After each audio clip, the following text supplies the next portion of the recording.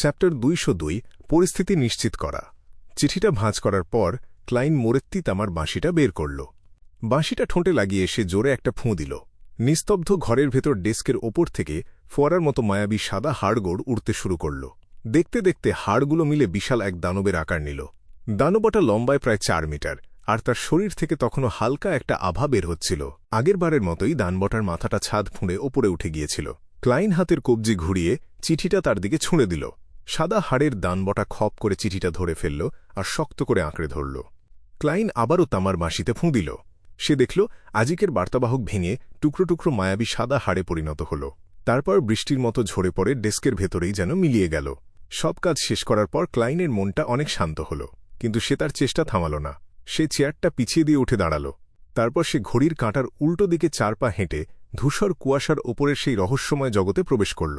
তার চোখের সামনে ফুটে উঠল সেই বিশাল রাজপ্রাসাদ আর প্রাচীন ছোপ ছোপ দাগওয়ালা টেবিলটা। দেখে মনে হচ্ছিল হাজার হাজার বছর ধরে জায়গাটা ঠিক এভাবেই টিকে আছে। ক্লাইন মিস্টার ফুলের সেই সম্মানের আসনে গিয়ে বসল। তারপর সে তার বাঁ দিকের হাতা থেকে স্পিরিট পেন্ডুলামটা বের করল। নিজের সামনে সে জাদুর মতো একটা হলদেটে বাদামি ছাগলের চামড়া আর একটা ফাউন্টেন পেন তৈরি করে নিল। সে ঠিক করল আজ রাতে ক্যাপ্টেনের অবস্থা নিয়ে সে একটা ডিভিনেশন বা ভবিষ্যৎবাণী করবে। কিছুক্ষণ চিন্তা করে ক্লাইন ডিভিনেশনের প্রথম বাক্যটা লিখল। ডান স্মিথের অস্বাভাবিক আচরণ আমাকে বিপদে ফেলবে। মিস্টিক জগতে যে ডিভিনেশনে ভবিষ্যৎবক্তার নিজের কোনো বিপদের সম্ভাবনা থাকে, সেখানে বাইরের কারো বাধা দেওয়াটা সবচেয়ে কঠিন। এটা স্পিরিচুয়ালিটি বা আত্মিক শক্তির একটা জন্মগত ক্ষমতা। সহজ কথায় বলতে গেলে খুব শক্তিশালী কোনো বাধা না থাকলে ক্লাইন নিজের অবস্থা নিয়ে করা এই ডিভিনেশন থেকে একদম সঠিক ফলাফলই পাবে। এটাই সেই কারণ যার জন্য সে জানত যে ম্যাডাম শ্যারন ডিভিনেশনে বাধা দিতে পারে। তবুও এই মিশনে কোনো বিপদ আছে কিনা তা জানার জন্য সে ডিভিনেশন করতে বসেছিল। সে এটাও জানত যে ম্যাডাম শ্যারন এতটা শক্তিশালী নয় যে এই ধরনের ডিভিনেশনে কোনো প্রভাব ফেলতে পারবে। ক্যাপ্টেন ডান স্মিথের অবস্থা পুরোপুরি নিশ্চিত হওয়ার জন্য সে সব ধরনের বাধা দূর করার সিদ্ধান্ত নিল। আর তাই সে এই ধূসর কুয়াশার ওপরে এসে ডিভিনেশন করার পরিকল্পনা করল। সে বাঁ হাতে পেন্ডুলামটা ধরে ডিভিনেশনের বাক্যটা 7 বার উচ্চারণ করল। তারপর সে চোখ বন্ধ করে কজিটেশন বা গভীর ধ্যানের স্তরে চলে গেল। কয়েক সেকেন্ড পর সে চোখ খুলল। তার চোখের রং তখন স্বাভাবিক অবস্থায় ফিরে এসেছে। সে টোপাজ পাথরের পেন্ডেন্টটার দিকে তাকাল। তার মনটা এক অজানা আশঙ্কায় ভারী হয়ে উঠল, কারণ পেন্ডুলামটা ঘড়ির কাঁটার দিকে ঘুরছিল। তার ঘোড়ার পরিধিটাও ছোট ছিল না, আর গতিও মোটেও ধীর ছিল না। এর মানে হল ফলাফলটা পজিটিভ, অর্থাৎ ডান স্মিথের এই অস্বাভাবিক আচরণ সত্যিই তাকে বিপদের দিকে ঠেলে দেবে, আর সেই বিপদের মাত্রাও বেশ মারাত্মক। চোখ বন্ধ করে ক্লাইন আগের লেখাটা মুছে ফেলল। তারপর সে ডিভিনেশনের জন্য নতুন একটা বাক্য লিখল। ডান স্মিথের অস্বাভাবিক আচরণের কারণ। সে টোপাজের পেন্ডেন্টটা সরিয়ে রেখে চেয়ারে হেলান দিয়ে বসল। কজিটেশনের সাহায্যে স্বপ্নের জগতে প্রবেশ করার সময় সে ডিভিনেশনের বাক্যটা বিড়বিড় করে পড়তে লাগল। সেই ঝাপসা আর মায়াবী জগতে সে কিছুই দেখতে বা আবিষ্কার করতে পারল না। চারপাশে শুধুই ধূসর কুয়াশা, আর কিচ্ছু নেই। এর মানে হল পর্যাপ্ত তথ্যের অভাব আছে। তাই ডিভিনেশনটা ব্যর্থ হল। লম্বা ব্রোঞ্জের টেবিলের ওপর রাখা ছাগলের চামড়াটার দিকে তাকিয়ে ক্লাইন খুব হতাশা আর বিরক্তির সাথে বিড়বিড় করে উঠল। হঠাৎ করেই তার শরীরে প্রচণ্ড ক্লান্তি ভর করল। সে বুঝতে পারল একটা ভয়ঙ্কর লড়াই, টানা বেশ কয়েকটা রিচুয়াল আর একাধিক ডিভিনেশন করার কারণেই তার এই অবস্থা। ক্লাইন নিজের শরীরটাকে স্পিরিচুয়ালিটি দিয়ে মুড়ে নিল। তারপর ধূসর কুয়াশার ওপর থেকে দ্রুত নিচে নেমে এসে বাস্তবের পৃথিবীতে ফিরে এল। সেই রাতে সে বেশ কয়েকবার দুঃস্বপ্ন দেখল। প্রতিটা স্বপ্নের শেষেই সে দেখত কেনলি হোয়াইট তার শরীরের ভেতরের অঙ্গপ্রত্যঙ্গগুলো বমি করে বের করে দিচ্ছে, নয়তো দেখত ডান স্মিথ দাঁড়িয়ে আছেন আর তার মুখের চারপাশে গাঢ় লাল রক্ত মাখানো।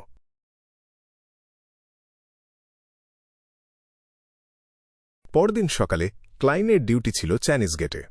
তাই সে খুব সকালেই ব্ল্যাকথর্ন সিকিউরিটি কোম্পানিতে চলে এল। তখনও রোজান, মিসেস ওরিয়ানা বা অন্য কোনো ক্লার্ক কাজে এসে পৌঁছায়নি। পার্টিশন পেরিয়ে ভেতরে ঢুকতেই ক্লাইন দেখল ক্যাপ্টেনের অফিসের দরজাটা হাট করে খোলা, আর ভেতরে বসে আছেন ডান স্মিথ। ডান তার কোটটা খুলে রেখেছিলেন।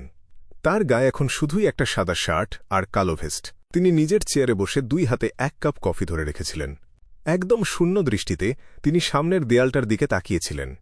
তার চুলগুলো খুব রুক্ষ দেখাচ্ছিল। তার ধূসর চোখ দুটো একদম নিষ্প্রভ হয়েছিল, আর তার চেহারায় স্পষ্ট ক্লান্তির ছাপ ফুটে উঠেছিল। ক্যাপ্টেন, যিনি এর আগে এমন অনেক ঘটনার সাক্ষী হয়েছেন, তার জন্য এত অল্প সময়ের মাঝে দুজন সতীর্থকে হারানোটা মেনে নেওয়া প্রায় অসম্ভব। ক্লাইনের বুকটা ব্যথায় মুচড়ে উঠল।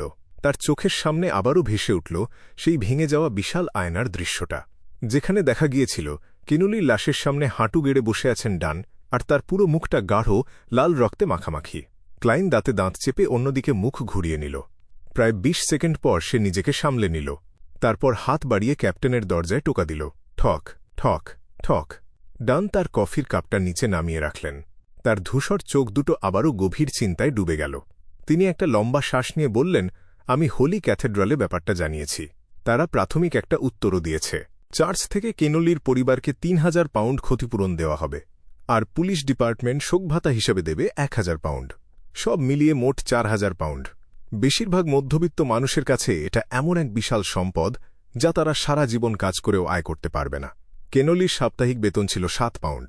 সে হিসেবে তার বাৎসরিক আয় দাঁড়ায় ৩৬৪ পাউন্ড। এর সাথে অন্যান্য বোনাস আর উপরি আয় যোগ করলে বছরে সে অন্তত ৩৮০ পাউন্ড আয় করত। ৪,০০০ পাউন্ড হল তার টানা ১০ বছরের আয়ের সমান। এতগুলো টাকা দিয়ে বছরে অন্তত ২০০ পাউন্ডের মতো আয় করা সম্ভব। যদিও টাকা দিয়ে কখনোই কেনলির এই অভাব পূরণ করা যাবে না, কিন্তু বর্তমান পরিস্থিতিতে এটাই হয়তো একমাত্র কাজের জিনিস। ক্লাইনের মাথায় এমন অনেক চিন্তাই ঘুরপাক খাচ্ছিল। অবশেষে সে একটা দীর্ঘশ্বাস ফেলল। আমাদের পক্ষে এখন এটুকুই করা সম্ভব। অন্তত এই ধরনের ক্ষতিপূরণের ব্যাপারে চার্চ অফ এভারনাইটের কোনো দোষ ধরা যায় না। ডান তার কলারটা একটু টেনে ধরে গম্ভীর গলায় বললেন, তুমি বেসমেন্টে যাও, গিয়ে রয়্যাল রিডিনের শিফটের দায়িত্ব বুঝে নাও। ঠিক আছে। ক্লাইন হালকা করে মাথা নেড়ে সম্মতি জানাল। সে ঘুরে দাঁড়িয়ে দরজার দিকে পা বাড়াল। তখন সে শুনতে পেল ক্যাপ্টেন নিজের মনেই বিড়বিড় করে বলছেন, আমরা কেনলিকে পরে বাড়ি পাঠিয়ে দেব। কেনলিকে বাড়ি পাঠানো হবে। কেনলির বাবা, কেনলির মা, তার ভাইবোন আর কেনলির বাগদত্তা, তারা এই খবরটা কিভাবে নেবে? ক্লাইনের বুকটা ব্যথায় ভারী হয়ে এলো। তবে একই সাথে তার মনে একটা অদ্ভুত স্বস্তিও কাজ করছিল, এই ভেবে যে তাকে অন্তত এই ভয়ঙ্কর শোকের মুখোমুখি হতে হচ্ছে না। সে জানত যে এটা একটা পলায়নবাদী মানসিকতা। কিন্তু কেনলির বাবা মায়ের চোখের ওই সীমাহীন কষ্ট বা তার বাগদত্তার জ্যান্ত লাশের মতো অবস্থাটা দেখার সাহস তার সত্যিই ছিল না। তাদের লুকানো ক্ষোভের দৃষ্টি দেখতে বা তাদের বুকফাটা কান্নার শব্দ শুনতে সে খুব ভয় পাচ্ছিল। ক্লাইন তার হাঁটার গতি বাড়িয়ে দিল। সে দ্রুত পায়ে চ্যানিস গেটের দিকে এগিয়ে গেল। একেবারে চুপচাপ থেকে সে রয়্যাল রিডিনের কাছ থেকে নিজের শিফটের দায়িত্ব বুঝে নিল। সে ডিউটি রুমে বসে রইল। মাঝে মাঝে সে তার রূপলি পকেট ঘড়িটা বের করে দেখছিল কিভাবে সময় এত ধীরে ধীরে বয়ে যাচ্ছে। কতক্ষণ কেটে গেছে কে জানে। হঠাৎ ক্লাইন শুনতে পেল কতগুলো মায়াবী শব্দ যেন একে অপরের ওপর এসে পড়ছে। সে দেখল তার হাতের উল্টো পিঠে ৪টে কালো বিন্দু ফুটে উঠেছে। সে বুঝতে পারল জাস্টিস, দ্য হ্যাংড ম্যান অথবা দ্য সান এর মধ্যে কেউ একজন তার কাছে প্রার্থনা করছে। কিন্তু এই মুহূর্তে তাদের প্রার্থনার উত্তর দেওয়ার কোনো উপায় তার ছিল না। তাকে শুধু অপেক্ষা করতে হতো প্রার্থনার এই সংকেত শেষ হওয়া পর্যন্ত, নতুন কোনো প্রার্থনা আসা পর্যন্ত, আর পরদিন সকালে নিজের বাড়িতে ফিরে যাওয়া পর্যন্ত। পকেট থেকে চাবি বের করে নিজের বাড়ির দরজা খুলতেই ক্লাইন দেখল কাজের মেয়েবেলা ডাইনিং টেবিলটা মুছে পরিষ্কার করছে, আর তার বোন মেলিসা মোরেত্তি সুন্দর করে সাজগোজ করে তার ভাই বেনসন মোরেটির সাথে সিঁড়ি দিয়ে নিচে নেমে আসছে। তোমরা না গত সপ্তাহেই মাস এ যোগ দিতে গিয়েছিলে? ক্লাইন অবাক হয়ে জিজ্ঞেস করল। বেনসন একটু হেসে বলল, তোমার কথা শুনে মনে হচ্ছে সারা রাত তোমার একটুও ঘুম হয়নি। ক্লাইনের চেহারায় বিভ্রান্তি আরও বেড়ে গেল। মেলিসা তাকে বুঝিয়ে বলল, আজই তো প্রথম দিন যেদিন the return of the count নাটকের টিকিট বিক্রি শুরু হবে। ক্লাইন নিজের কপালে একটা চাপড় মারল। তারপর সে তার টুপিটা খুলে ফেলল। আমি ইদানিং এত বেশি ব্যস্ত ছিলাম যে এই ব্যাপারটা একেবারেই ভুলে গিয়েছিলাম। বিশেষ করে এই গত ৩টে দিন সে মনে মনে একটা দীর্ঘশ্বাস ফেলে ভাবল। মেলিসা খুব চিন্তিত মুখে তার দিকে তাকিয়ে বলল, রান্নাঘরে তোমার সকালের খাবার রাখা আছে, তুমি খাবার খেয়ে একটু ঘুমিয়ে নাও। আমি আর বেনসন ভাবলাম যেহেতু আমরা বাইরে বের হচ্ছি তাই একেবারে সেন্ট সেলেনা ক্যাথেড্রালে গিয়ে মাস এও যোগ দিয়ে আসি। ঠিক আছে। ক্লাইন হাত নেড়ে তার ভাই আর বোনকে বিদায় জানাল। সে খুব সাধারণ একটা সকালের নাস্তা সেরে নিজের শোবার ঘরে ফিরে এল। সব প্রস্তুতি শেষ করার পর সে ঘড়ির কাঁটার উল্টো দিকে ৪ পা হেঁটে ধূসর কুয়াশার ওপরের জগতে প্রবেশ করল। সে দেখতে পেল জাস্টিস আর দ্য হ্যাংডম্যানের সাথে যুক্ত থাকা লাল রঙের তারা দুটো হালকাভাবে জ্বলছে আর নিভছে। সে ডান হাত বাড়িয়ে নিজের স্পিরিচুয়ালিটি ছড়িয়ে দিল।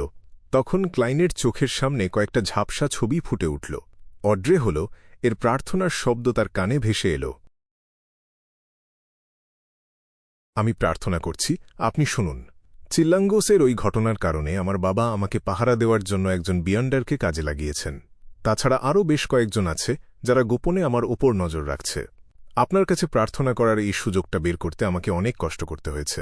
আমি আগামী সপ্তাহের গ্যাদারিং থেকে ছুটি নিতে চাইছি। আমার বিশ্বাস খুব তাড়াতাড়ি এই পরিস্থিতির অবসান ঘটবে। ক্লাইন নিজের অজান্তেই ওই ঝাপসা ছবিটার দিকে তাকাল। পুরো ছবিটা কুয়াশায় ঢাকা ছিল। সেখানে একটা বিশাল বাথটাব দেখা যাচ্ছিল, যার ভেতরের পানি একটু একটু কাঁপছিল।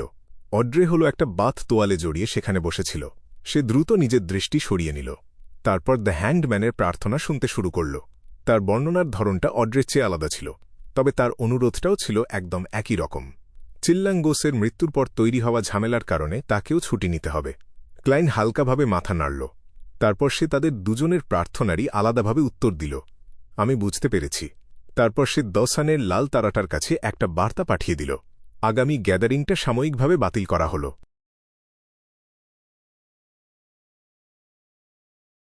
City of silver. Derrick Berg তখন ট্রেনিংয়ের মাঠে মন দিয়ে অনুশীলন করছিল। তার মাথার ওপরের আকাশটা তখনও ঘুটঘুটে অন্ধকার। মাঝে মাঝে হঠাৎ করে বিদ্যুতের ঝলকানি আকাশটাকে আলোকিত করে তুলছিল। হঠাৎ করেই তার চোখের দৃষ্টি ঘোলাটে হয়ে এল। তারপর সে দেখতে পেল সেই ঘন কুয়াশা আর প্রাচীন রাজপ্রাসাদটা, যেটা দেখতে একদম কোনো দৈত্যের বাড়ির মতো। সে মিস্টার ফুলকেও দেখতে পেল, যিনি সেই ধূসর কুয়াশার গভীরে বসেছিলেন। আগামী গ্যাদারিংটা সাময়িকভাবে বাতিল করা হল। তার কথাগুলো ডেরিকের কানের কাছে প্রতিধ্বনিত হল, কিন্তু ডেরিকের চোখের সামনের দৃশ্যটা ততক্ষণে আবার স্বাভাবিক হয়ে গেছে। এমন একটা জাদুকরী ঘটনাতেও সে মোটেও অবাক হল না, কারণ প্রতিটা গ্যাদারিংয়ের আগেই মিস্টার ফুল ঠিক এভাবেই তার সাথে যোগাযোগ করে তাকে মনে করিয়ে দিতেন। ডেরিক নিজের অজান্তেই তার সামনের দিকে দাঁড়িয়ে থাকা মহিলাটির দিকে তাকাল। তিনি হলেন সিটি অফ সিলভারের 6 সদস্যের কাউন্সিলের একজন, শেফার্ড এল্ডার লোভিয়া। এই ভয়ঙ্কর ক্ষমতাশালী মানুষটার মুখে কখনো হাসি ফুটে উঠছিল, আবার পরক্ষণেই তিনি একদম নির্লিপ্ত হয়ে যাচ্ছিলেন। তিনি ট্রেনিংয়ের মাঠে উপস্থিত প্রতিটি তরুণকে বলছিলেন যে খুব তাড়াতাড়ি তারা টহলদারি দলে যোগ দেবে, আর চারপাশের সেই ডার্কনেস মনস্টার্সদের খতম করবে। সেটা আর কোনো সাধারণ ট্রেনিং হবে না। এল্ডার লোভিয়া অদ্ভুত কিছুই খেয়াল করেননি। তাকে দিন দিন আরও বেশি অদ্ভুত মনে হচ্ছে।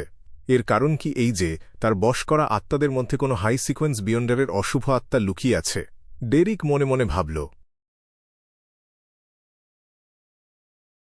ক্লাইন তার শোবার ঘরে ফিরে এল। বিছানায় গা এলিয়ে দিতেই তার দুচোখে গভীর ঘুম নেমে এল। ঘুমে তলিয়ে গিয়ে সে গত কয়েকদিনের ঘটনাগুলো নিয়েই স্বপ্ন দেখতে লাগল। হঠাৎ তার মনে হল কেউ যেন তাকে ধরে ঝাঁকাচ্ছে। চমকে গিয়ে সে ঘুম থেকে জেগে উঠল। ক্লাইন চোখ খুলেই দেখতে পেল বিশাল আকারের একটা সাদা হাড়ের হাত। হাতটা কিছুক্ষণ থেমে রইল, তারপর একটা চিঠি বিছানার ওপর ছুঁড়ে দিল, আর তারপরই সেটা বাতাসে মিলিয়ে গেল। মিস্টার আজিকের উত্তর।